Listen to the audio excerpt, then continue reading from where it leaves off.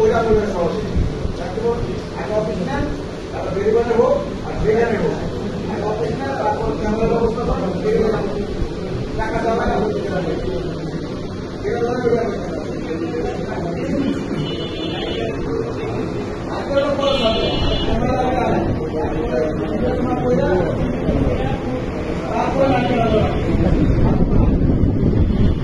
আমাদের এখানে বলতেছেন ক্যামেরার ব্যাপারে হলো আমাদের যে পূর্ব সাইডটা, পূর্ব সাইডে যতগুলা গলি গলি আছে, কারখানা আছে, কারখানার এই মাথা থেকে ওই মাথা পর্যন্ত লাগিয়ে পুরাটা পাবে না, মাঝখানে যদি লাগাই দেবে তাহলে ক্যামেরা প্রচুর প্রয়োজন আছে।